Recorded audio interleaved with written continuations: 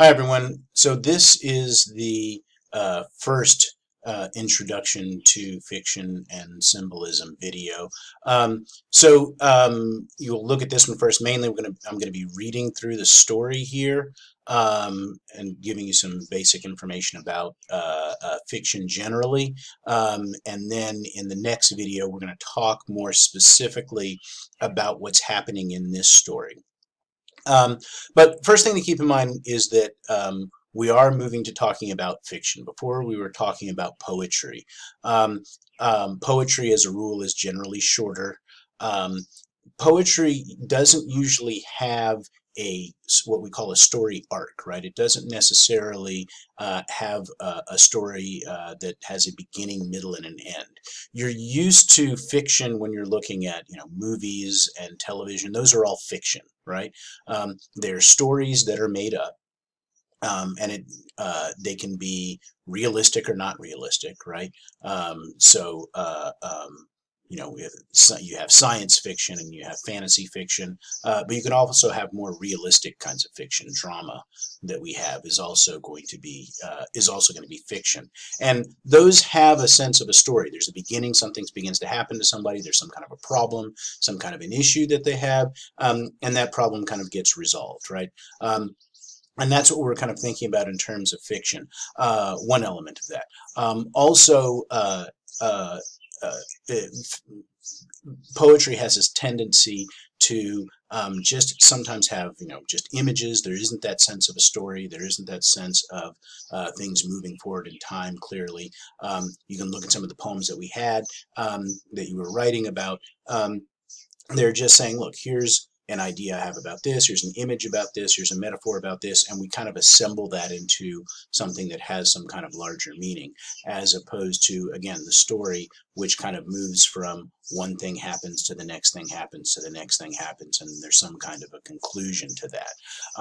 Also, poetry is usually in what we call verse. We didn't talk about what that really means.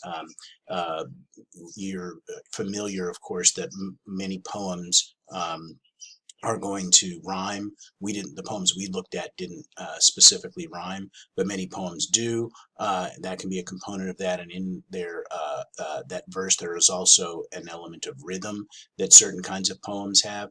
We didn't talk about that. We're pressed for time. That's a whole big complicated issue. We could just spend an entire class, an entire semester talking about verse and the like, but we didn't have time for that, so we just kind of dealt with things rather quickly. But just know that that's something that exists. That's one of the reasons why the story looks different on the page, right? And we call this a short story. So this short story looks different on the page because we write it in complete sentences like this, as opposed to what happens in poems, which may come out a little differently. So that's the general idea about what we're dealing with when we're looking at fiction. And our next writing assignment, your next writing assignment is going to be about fiction. And then after we do fiction, we're going to move to drama. So I want to basically read this for you.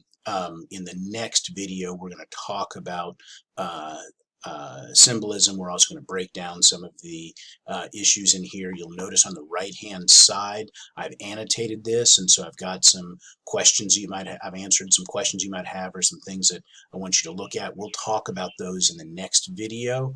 But I do want to call your attention to the first annotation that I have up here, the first comment that I make. I say, the story is called The Flowers. And I say, titles are always an indication of what's important. And if a title refers to an ordinary object, then that object is probably a symbol. That's because flowers themselves are not that important. What is important is the meaning we put onto them, such as the meanings we put onto flowers for Valentine's Day or funerals, weddings.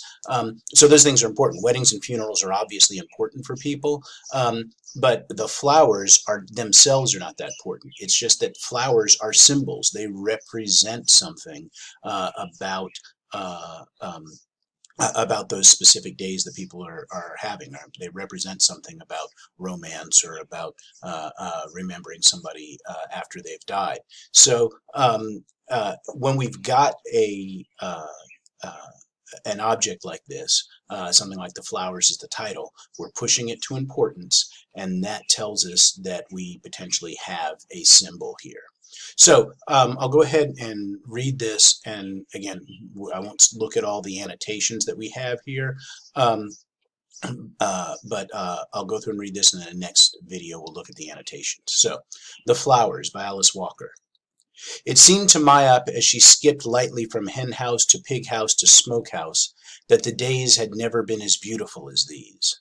The air held a keenness that made her nose twitch. The harvesting of the corn and cotton, peanuts and squash made each day a golden surprise that caused excited little tremors to run up her jaw. Mayap carried a short, knobby stick. She struck out at random at chickens she liked, and worked out the beat of a song on the fence around the pig pen. She felt light and good in the warm sun. She was 10, and nothing existed for her but her song, the stick clutched in her dark brown hand, and the tat-de-ta-ta of accompaniment. Turning her back on the rusty boards of her family's sharecropper cabin, Mayap walked along the fence till it ran into the stream made by the spring.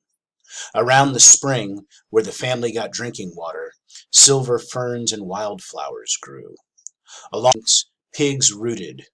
Mayap watched the tiny white bubbles disrupt the thin black scale of soil and the water that silently rose and slid away down the stream. She had explored the woods behind the house many times. Often in late autumn, her mother took her to gather nuts among the fallen leaves. Today, she made her own path, bouncing this way and that way, vaguely keeping an eye out for snakes. She found, in addition to various common but pretty ferns and leaves, an armful of strange blue flowers with velvety ridges, and a sweetsuds bush full of brown, fragrant buds. By 12 o'clock, her arms laden with sprigs of her findings, she was a mile or so from home. She had often been as far before, but the strangeness of the land made it not as pleasant as her usual haunts. It seemed gloomy in the little cove in which she found herself. The air was damp, the silence close and deep. Mayap began to circle back to the house, back to the peacefulness of the morning.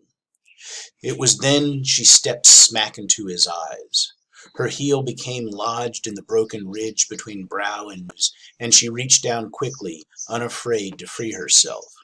It was only when she saw his naked grin that she gave a little yelp of surprise. He had a tall man. From feet to neck covered a long space. His head lay beside him. When she pushed back the leaves and layers of earth and debris, Mayap saw that he'd had large white teeth, all of them cracked or broken, long fingers and very big bones. All his clothes had rotted away except some threads of blue denim from his overalls. The buckles of his overalls had turned green. Mayap gazed around the spot with interest. Very near where she'd stepped into his head was a wild pink rose. As she picked it to add to her bundle, she noticed a raised mound, a ring, around the rose's root. It was the rotted remains of a noose, a bit of shredding plow line now blending benignly into the soil.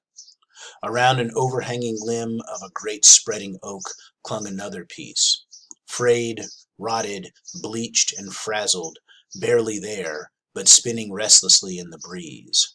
Mayap laid down her flowers. Summer was over. All right, so that's the story itself, and in the next video we're going to talk about some of the details in it.